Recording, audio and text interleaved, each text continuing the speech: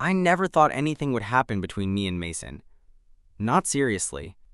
Yeah, I joked about it in group chats, poked fun at how good he looked shirtless, maybe even imagined things late at night when I was bored and lonely. But I never expected him to do something. Especially not while he was asleep. Let me back up. We met freshman year in one of those huge gen ed psych lectures where nobody knows anybody. Mason plopped down beside me with a half-eaten breakfast sandwich and a hoodie that looked like it hadn't been washed in weeks. We barely talked the first week. Then we got paired for a group project, and that was it. Instant click. By sophomore year, we were roommates in an off-campus apartment. Nothing fancy. 2 bedrooms, creaky floors, and walls thin enough to hear the neighbors fighting about their cat every other night. But it worked. We had a rhythm. Mason was the chaotic one, always leaving socks on the floor, always blasting old Blink-182 in the shower. I was the quieter one, the cleaner one, the gay one. He knew that. I told him during finals week our first year when we were cramming in the library and I blurted it out without thinking. He didn't even flinch. Just said, cool, and offered me a bite of his granola bar. From then on, he was even more chill about it. Asked me about my crushes, complained about how boring girls were, said stuff like, dude, if I had abs like yours, I'd be flashing M at Pride. Totally casual, totally straight. Or so I thought. This happened about a month ago. I had pulled an all-nighter finishing a design assignment and completely crashed the next day. Mason came home from work around midnight. He bartends at a hipster place downtown, and apparently I was already asleep on the couch. He woke me up enough to ask, you want me to leave you here or help you to bed? I just mumbled, too tired, and rolled over. Next thing I knew, I was in my bed. I don't remember walking there. Mason must have carried me. Wouldn't be the first time. I woke up around 3 a.m. It was dark, quiet, except for the usual hum of the street lamp outside my window. I was on my side, facing the wall, half asleep, in that in-between zone where your body feels heavy and warm but your brain's still floating. And that's when I felt it. A breath. Close. On my neck. My brain was too foggy to panic, but I knew immediately someone was in my bed. Then something wet and soft dragged across the back of my neck, slowly, once. Then again, I flinched. What the hell? I said, voice low and hoarse.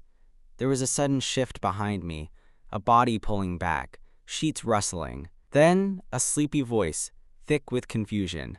Huh? I turned over fast. Mason was in my bed, lying beside me, shirtless, eyes half open like he wasn't even sure where he was. What are you doing? I asked, heart pounding. He blinked slowly, then frowned. Shit, he muttered. Thought this was my room. That didn't make sense. Our rooms are across from each other. His bed has a stupid Batman comforter. Mine's plain gray. I sat up. You licked me. He looked at me, confused. What? You licked me, dude. On the neck. There was a pause. Then he groaned, covering his face with both hands. Oh my God. What the hell was that? I asked. Were you awake? Was that some kind of joke? I was dreaming, he said, still hiding behind his hands. I don't know what I thought. I didn't mean to. I didn't even know I was in here. You were dreaming? I repeated. I swear, I must have been sleepwalking. We sat there in silence. I didn't know what to say. Was it a mistake? A weird accident? Or was something else going on? Then he whispered, I'm sorry, man. I really didn't mean to freak you out. I nodded, even though I wasn't sure what I was agreeing to.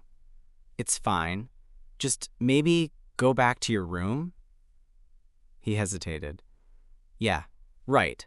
He stood up, rubbed the back of his neck, and shuffled out, muttering something I didn't catch. The door clicked shut behind him. I lay there in the dark, heart still thudding, neck tingling where his tongue had been. My brain was a mess of static. Sleep never came back that night. The next morning, I pretended to be asleep when Mason left for class. I heard him moving around the kitchen, the clink of his protein shake bottle, the fridge door creaking, the shuffle of his sneakers against the wood floor. Normally, I'd join him, make dumb small talk over coffee, complain about professors. But not that morning. I stayed under the covers, staring at the wall, listening to every sound until the apartment went quiet again. When I finally got up, the first thing I did was check my neck in the mirror, not sure what I was expecting. A mark? A sign? Something to prove I hadn't imagined the whole thing? There was nothing. Just skin. Just me, still trying to make sense of what the hell happened. I spent the day working from the campus cafe, halfway hoping Mason would text me, halfway terrified he would. He didn't. No, yo, sorry again? Or, we good. Just silence. And that somehow made it worse. By the time I got home, the sun had already set. The apartment smelled like microwave popcorn and some faint citrusy cologne. Mason was in his room, door closed, music playing low. I paused outside his door for a second, almost knocked. Almost. Instead, I went to the kitchen, poured myself a bowl of cereal, and sat down in front of the TV, not watching anything in particular, just existing. 10 minutes later, he walked out. Hey, he said, voice casual, like nothing had happened. He was wearing a hoodie and gym shorts, damp hair pushed back like he just showered. Hey, I replied, trying to match his tone. We stood there in the kitchen for a second, me holding a spoon midair, him opening the fridge like we were strangers at a dinner party. You good? He asked, not looking at me. I shrugged. Yeah, you? Yeah. Silence. Then he grabbed a Gatorade and turned to leave but stopped mid-step. About last night, I tensed. He scratched the back of his neck. He always did that when he was nervous. I seriously don't know what that was. I think I had a dream. Like one of those super realistic ones. I nodded slowly. Right. I didn't mean anything by it, man. It wasn't, I don't know. It's fine, I said quickly. Too quickly. You were asleep. Whatever. He gave a tight smile. Cool. Then he disappeared back into his room. But here's the thing. It wasn't fine. Not because I was mad, but because now I couldn't stop thinking about it. His breath on my neck, the way his voice sounded low and unfiltered. That half-whispered apology in the dark. I barely slept again. The next couple of days, we did what guys do when they don't want to talk about something. We acted like it never happened. We watched basketball. We argued about which pizza place was better. We joked about our weird neighbors. Normal. Totally normal. Until the weekend. That Saturday, we had plans to hit up our friend Elijah's place for a chill party. Just a small group, some drinks, some music. Nothing wild. Mason was already halfway dressed when I got out of the shower. Dark jeans, white t-shirt that clung a little too perfectly to his chest. You ready? He asked, glancing at me. I tried not to stare. Yeah. Just need to grab my shoes. At the party, everything started off fine. We drank, we played cards, we laughed at dumb TikToks. Someone was projecting onto the wall. It was easy to forget the tension for a few hours. But sometime around midnight, Elijah passed out on the couch, and people started leaving. By 1 a.m., it was just me, Mason, and 2 of his friends from class, a couple who were too busy making out to notice anyone else. We should head out, I said, standing up. Mason yawned. Yeah, let me just take a leak. I waited by the door. When he came back, his face was flushed, and I could tell he'd had more to drink than I thought. You good to drive? I asked. He nodded. Barely drank. You? Buzzed, but fine. We walked back in silence, the air cool and damp. The streets were empty, the occasional car passing like a whisper. I could feel Mason glancing at me as we turned onto our block. Hey, he said suddenly, stopping. Can I ask you something? I looked over. Yeah? He shoved his hands in his pockets. Did I freak you out that night? I blinked. I mean, a little. He nodded, chewing his lip.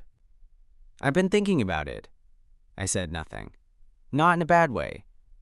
Just, I don't know. It's messing with my head. We stood there, on the sidewalk, the glow of a street lamp above us. Everything felt too still. You were asleep, I said. It doesn't have to mean anything. I wasn't, he said quietly. I stared at him. What? I wasn't asleep. Not all the way. I knew I was in your bed. I just didn't want to stop. I stared at him. I didn't know what to say. For a second, I thought I'd misheard. That maybe he was still drunk, or joking, or messing with me, the way straight guys sometimes do when they think it's harmless. But his expression was dead serious. Eyes fixed on mine. No grin, no smirk. You knew? I asked, voice barely above a whisper. He nodded slowly. I didn't mean to, get in your bed on purpose. That part was kind of muscle memory or something. I was tired. Just walked in. But once I was there, his words trailed off. His jaw clenched.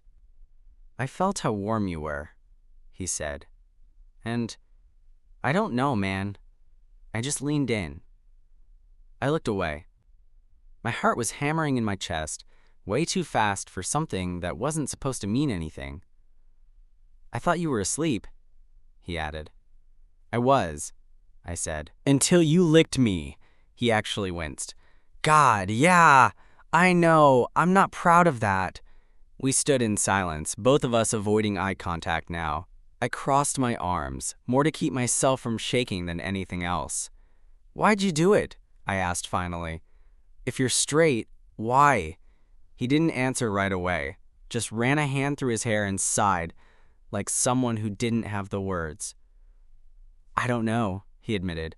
I've been thinking about that too. We kept walking. The apartment building came into view, lit by the dim glow of the hallway light through the lobby windows. He held the door open for me, like always. I stepped inside. We rode the elevator in silence. Once we got into the apartment, he headed to the kitchen. I followed, not even thinking about it. He poured us both water like it was just any other night, like we were just roommates winding down after a party. I keep trying to convince myself it didn't happen, he said, leaning against the counter. But it did, and I can't stop thinking about it. I took a slow sip. You're not messing with me, right? You're not going to wake up tomorrow and pretend you were blackout, or say it was just some weird bro thing? No, he said quickly. It's not a joke. I wouldn't do that to you. I nodded, unsure what else to do. This whole situation was completely flipped from everything I thought I knew about him, about us.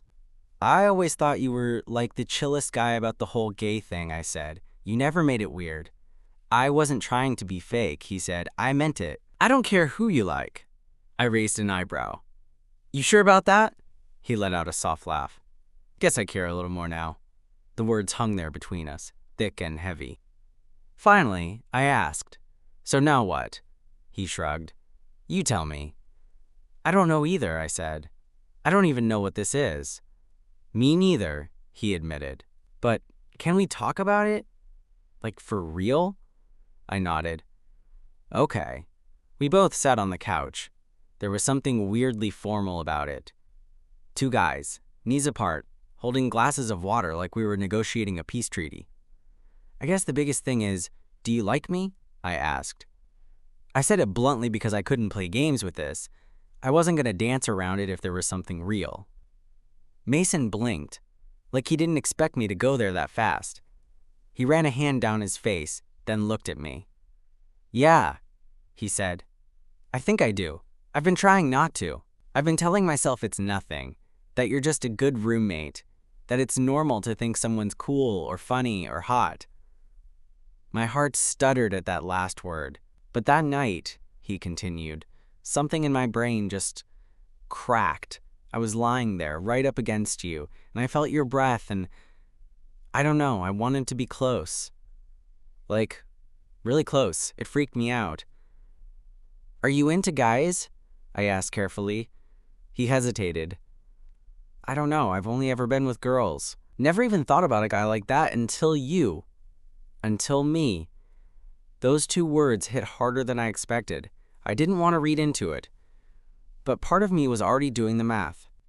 All those nights watching movies on the couch, the way he'd laugh and lean too close, the way he'd rest his head on my shoulder when he was tired, the random compliments, the play fights. All of it. Maybe it had been building for a while. Maybe I wasn't the only one who noticed. "What do you want?" I asked. He looked at me, eyes steady now. "I want to stop pretending I don't feel something," he said. "And I want to know what it means.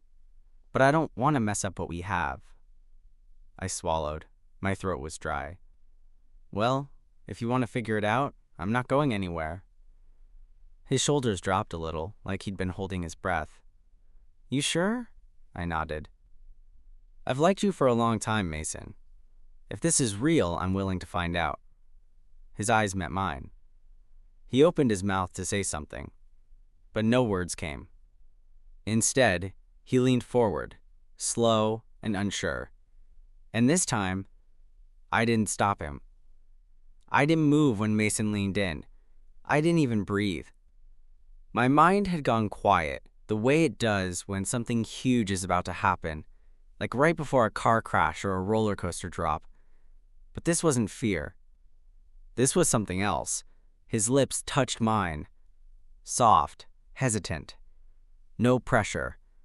Just skin on skin. If I hadn't been so hyper-aware of every heartbeat, every breath, I might have missed it. It wasn't a kiss in the traditional sense. It was more like a question. And I answered.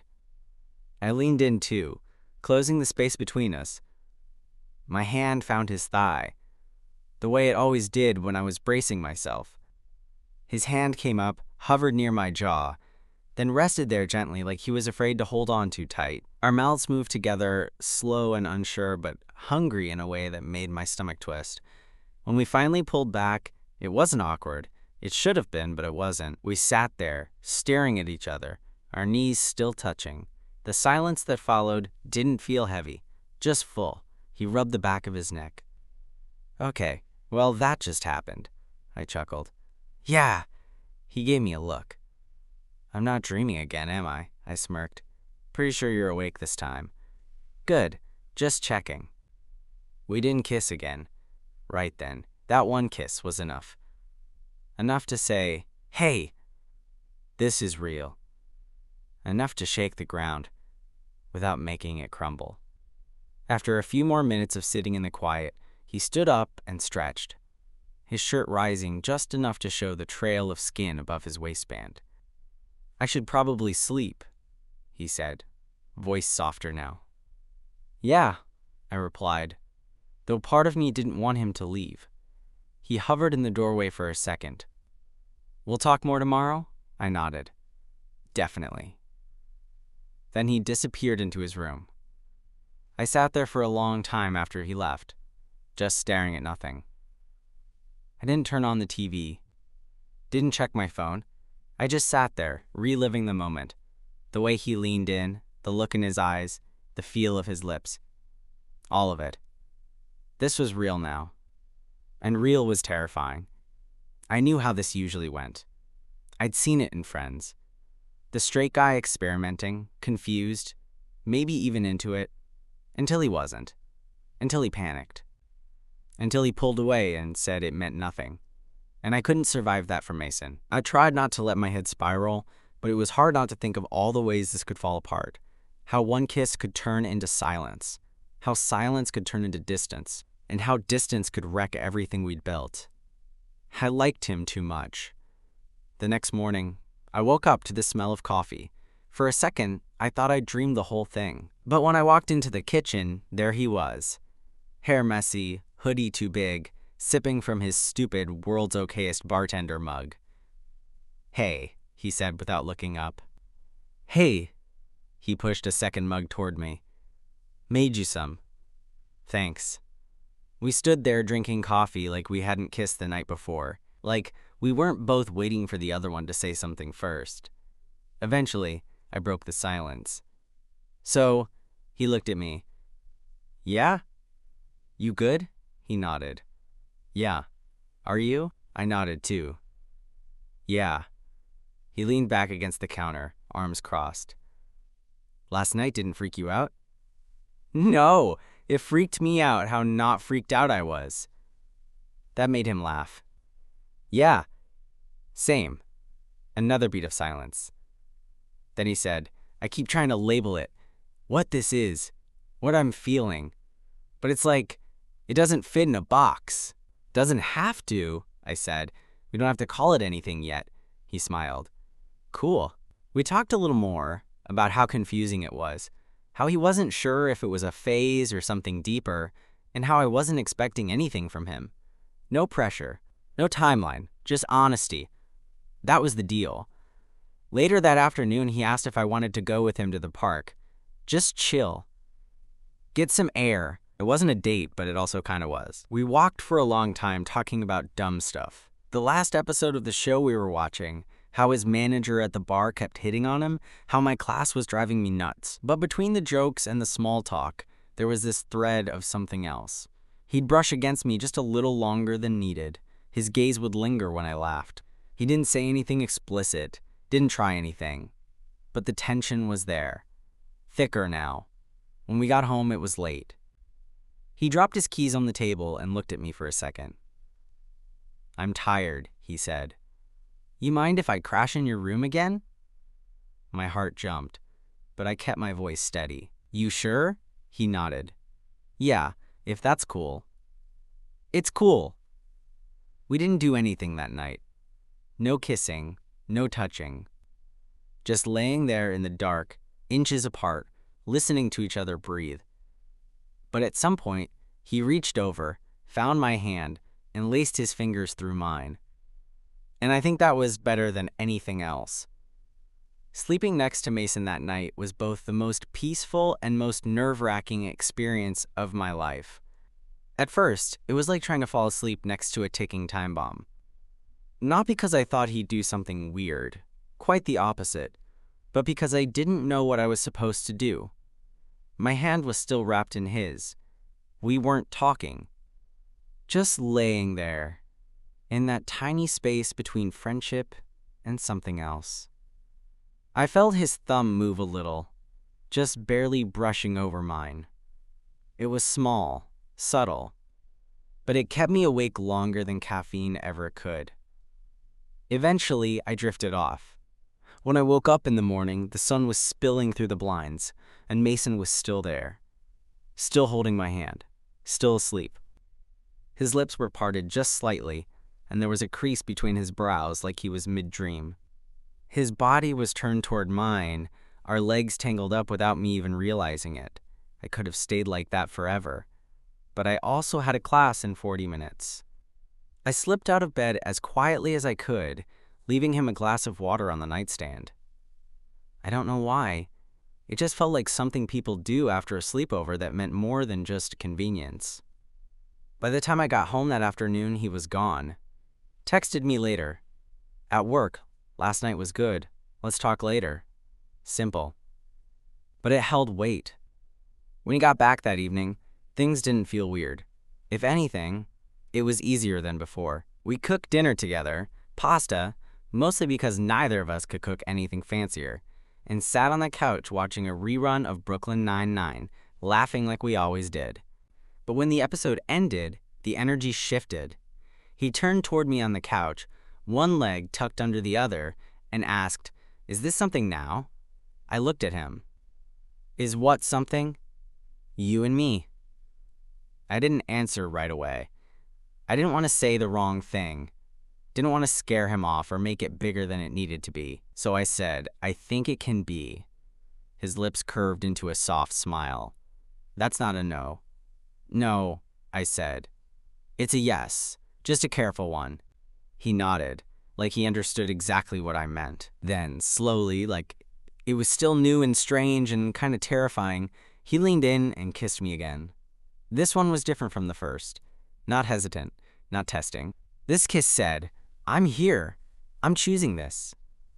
His hands found my waist, then slid around my back, I let mine settle at his hips. It was warm and slow and honestly kind of clumsy. Teeth bumping, noses awkwardly tilting, but none of it mattered. When we finally broke apart, we were both smiling like idiots. "I feel like a teenager," he said, laughing softly. "You kind of are," I teased. He rolled his eyes. "I'm almost 22. Still counts."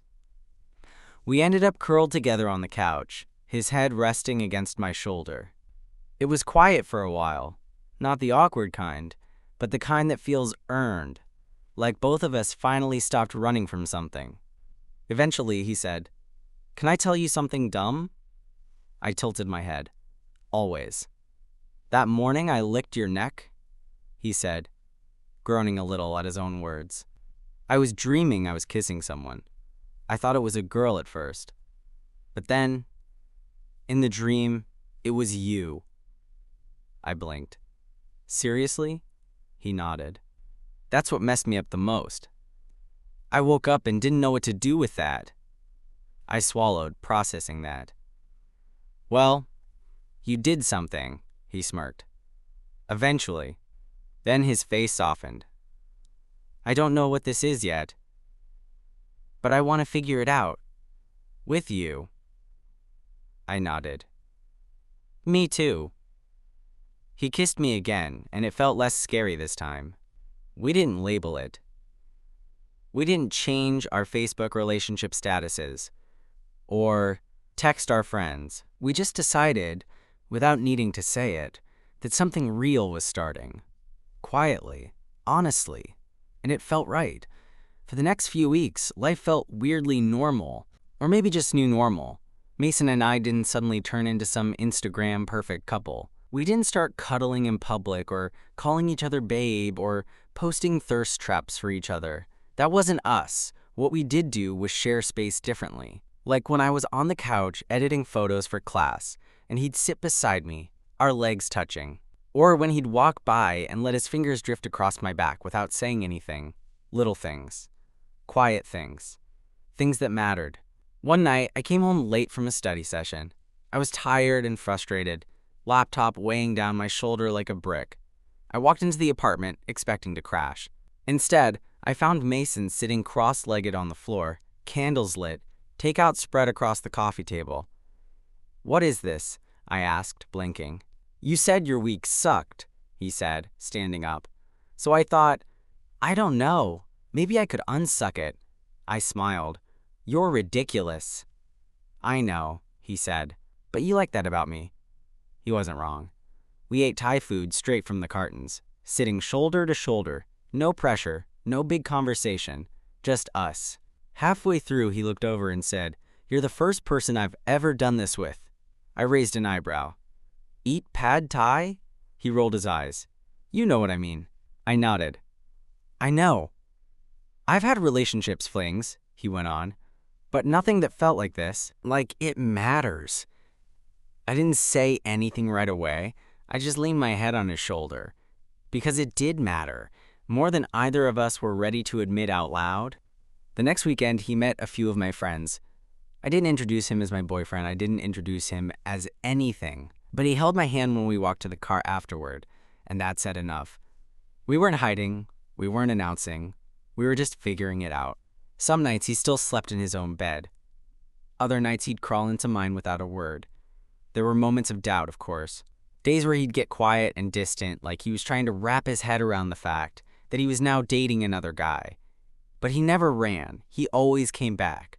One night, after a long shift at the bar, he came in while I was half asleep and slipped under the covers. "I kissed you in a dream again," he mumbled against my neck. "Yeah?" Only this time I knew it was you the whole time. I smiled. Good. We didn't say much else. Because sometimes, the most important things don't need repeating. They just need time. Epilogue. It's been 6 months now. We still live in the same apartment. Still argue over who used the last of the oat milk or which one of us forgot to do the dishes. Still have our movie nights and late-night ramen cravings and impromptu dance battles when someone's had too much caffeine. But now there are sleepy morning kisses, arms around shoulders when we're waiting for takeout. Good night, babe, texts when one of us is working late. Mason still doesn't like labels. That's fine, I don't need one. Because I know what we are. We're real. And that's more than enough.